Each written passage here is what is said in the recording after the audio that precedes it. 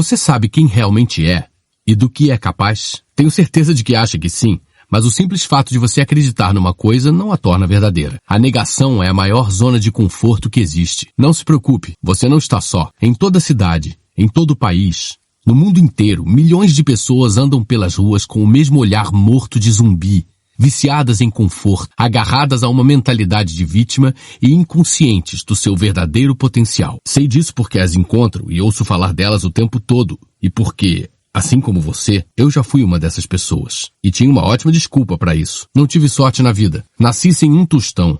Cresci levando surras. Nós éramos pobres. Vivíamos de auxílio social, morávamos em residências subsidiadas pelo governo e a depressão era sufocante. Eu estava no fundo do poço e minhas perspectivas de futuro eram sombrias. Pouquíssimas pessoas sabem o que é estar no fundo do poço, mas eu sei. É como areia movediça que agarra você, faz você afundar e não solta. Quando a vida é assim, fica fácil se deixar levar e seguir fazendo repetidamente as mesmas escolhas confortáveis que estão matando você. Mas a verdade é que todos nós fazemos escolhas habituais e que nos limitam. Isso é tão natural quanto o sol se pôr e tão fundamental quanto a lei da gravidade. É assim que o nosso cérebro foi programado, e é por isso que a motivação por si só não basta. Até mesmo o melhor discurso de incentivo ou truque de autoajuda não passa de um remendo temporário. Isso não vai conseguir reprogramar seu cérebro.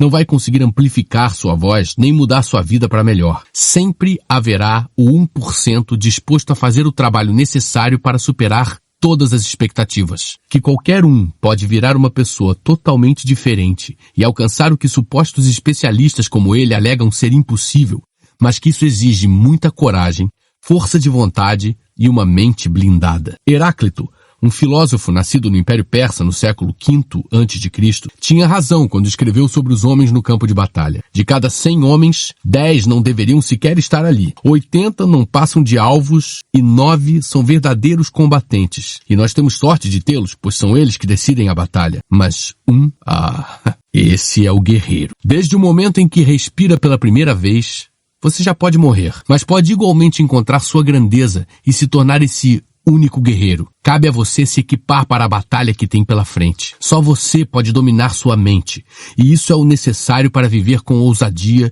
e construir uma vida repleta de conquistas que a maioria das pessoas considera estar além da própria capacidade. Mas sou esse único guerreiro, e a história que você está prestes a ouvir, a história da minha vida, vai lhe mostrar um caminho garantido para dominar a si mesmo e se empoderar para encarar a realidade, se responsabilizar pelas suas ações, ir além da dor, aprender a amar o que teme, tirar proveito do fracasso, alcançar seu pleno potencial e descobrir quem você realmente é. Estudo, hábitos, histórias. É isso que muda os seres humanos. Por meio da minha história, você vai aprender do que seu corpo e sua mente são capazes quando usados em seu potencial máximo e como chegar lá. Porque quando você tem determinação, tudo o que tiver que encarar, seja racismo, machismo, lesões, um divórcio, depressão, obesidade, uma tragédia ou pobreza, tudo isso vira combustível para sua metamorfose. Os passos enumerados aqui representam um algoritmo evolutivo. Um algoritmo que derruba barreiras, cintila de glória e promove uma paz duradoura. Chegou a hora de entrar em guerra consigo mesmo. Pois é, sou um vencedor agora, mas nasci um perdedor. Na época, eu me sentia vazio, sem qualquer autoestima ou respeito próprio. Continuava sendo atormentado pelos velhos demônios que me perseguiam desde o nascimento, e a realidade nua e crua era que me faltavam todas as coisas de que eu precisava para me tornar o homem que eu queria ser. Veja bem, não fiquei pensando nessas coisas para me punir. Eu estava revirando a memória em busca do catalisador, do momento que reacendera o fogo e despertara algo primal dentro de mim. Eu tinha 24 anos quando entendi que havia algo de errado comigo. Minha alma parecia entorpecida, e esse torpor, essa ausência de sentimentos profundos, ditava os rumos que minha vida tomara. Era por isso que eu desistia dos meus objetivos e dos meus maiores sonhos quando as coisas ficavam difíceis. Desistir era apenas outra mudança de planos. Nunca me incomodei muito com isso, porque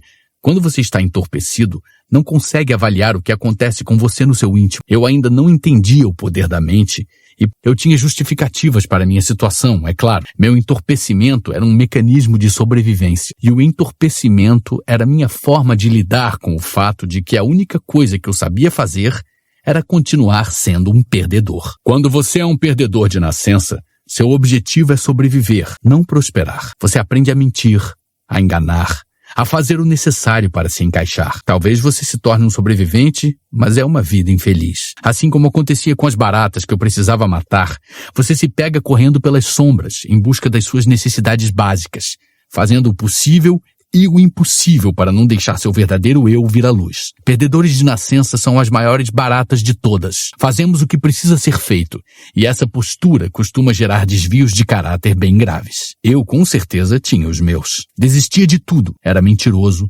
gordo e preguiçoso, e estava em depressão profunda. Dava para sentir que perdia o controle aos poucos. De saco cheio e frustrado, amargurado e raivoso, eu não conseguiria aguentar minha vida patética por muito mais tempo. Se eu não mudasse, e rápido, sabia que morreria como um perdedor ou algo pior. Eu estava dominado pela tristeza e buscava algum argumento mental que me impedisse de desistir para sempre. A única coisa em que consegui pensar, a única forma de achar uma saída, é confrontar o diabo em pessoa. Na época, outra voz se intrometeu. Ou talvez tenha sido a primeira vez que parei de ouvir apenas o que eu queria escutar. Positivo. Você não tem culpa de ter nascido azarado, mas a responsabilidade é sua. Por quanto tempo ainda vai continuar deixando o seu passado atrapalhar a sua vida antes de finalmente assumir o controle do seu futuro? A menos que eu assumisse a responsabilidade pelos meus demônios, eu não teria chance de me tornar nada além de um eterno perdedor, quando passaria a tomar minhas próprias decisões e assumiria meus fracassos, meu futuro, quando eu finalmente aceitaria a responsabilidade pela minha vida, tomaria uma atitude e recomeçaria do zero. Em vez de desculpas, estava na hora de encarar exatamente quem eu tinha me tornado, o lado feio, e isso significava reconhecer que meu excesso de sensibilidade era uma parte importante do problema. Na vida, todos nós passamos por circunstâncias fora do nosso controle. Às vezes, são momentos dolorosos, outras vezes são trágicos ou desumanos. Embora o espelho da responsa, que cobri de notas adesivas cheias de verdades, tarefas diárias e alguns objetivos mais abrangentes, tivesse me ajudado a alcançar certo ponto, essas medidas eram superficiais. Eu nunca tentara mergulhar e solucionar os meus problemas pela raiz.